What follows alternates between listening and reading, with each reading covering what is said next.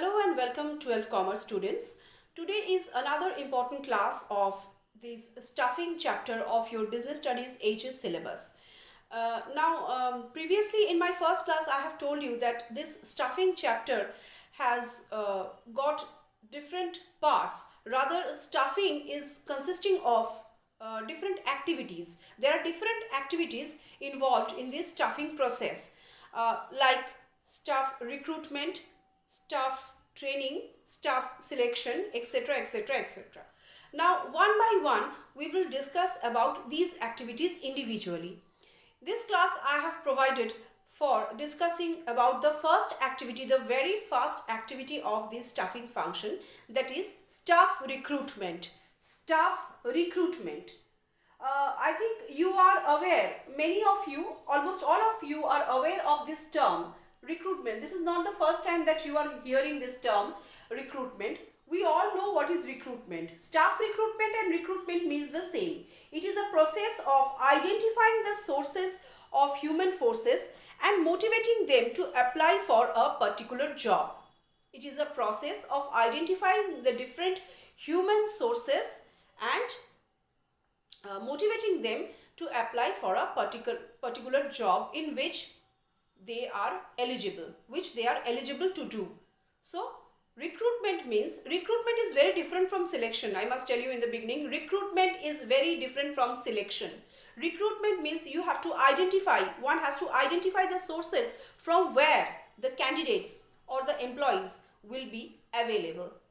That is called recruitment. Now, recruitment is the development and maintenance of adequate manpower resource, or you may say that recruitment is the process of generating a pool of qualified applicants. Now, recruitment means searching. That you can also say it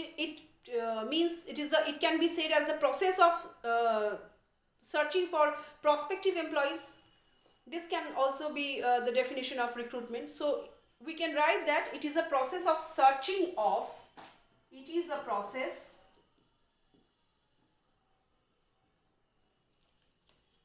of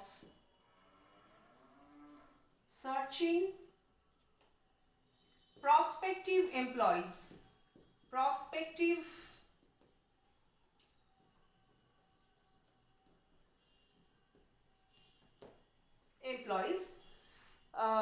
and stimulating them to apply for jobs, and stimulating them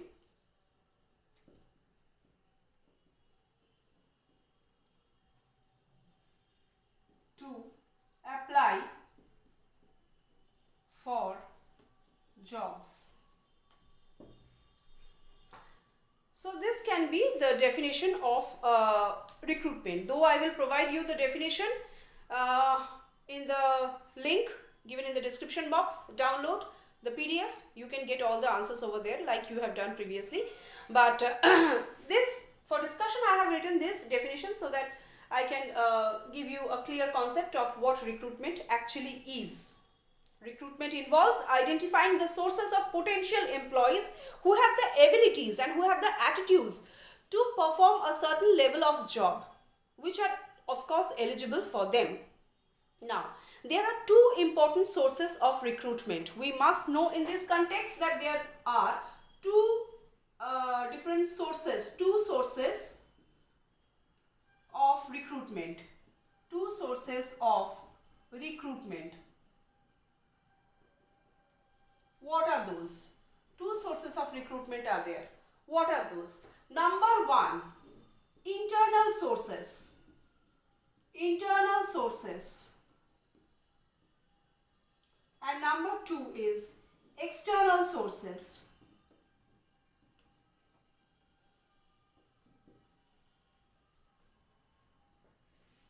Number one, internal sources, and number two is external sources.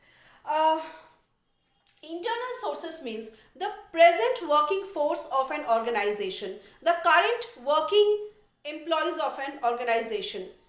How they can be recruited? Now they can be recruited in various methods. Internal employee, you may think that how can internal employees, internal sources be a source of employment? Yes, they can be a source of employment to a better position. They can be transferred if required from one place to the another. They can be given promotion and entrusted with greater responsibilities. So this is internal source of recruitment. Recruitment within the organization and from the organization. So placement will be changed with greater responsibilities or shifting of some other responsibilities. Or you can say that re-employment of ex-employees. If certain ex-employees are there with good experience, then he can be appointed. So this is the scenario of the internal sources of recruitment.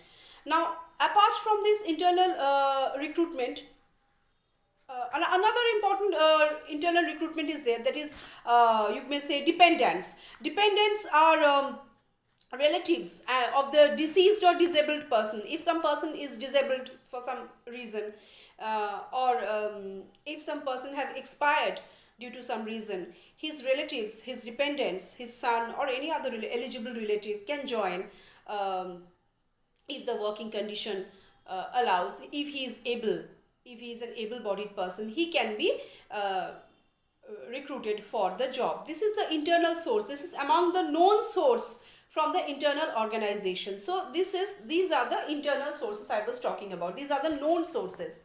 Apart from these, apprenticeships are also there to clear up the vacancy exist. So these are the important internal sources. Now I was talking about the external sources. External sources, we are very much well aware of what is external sources. That is recruiting.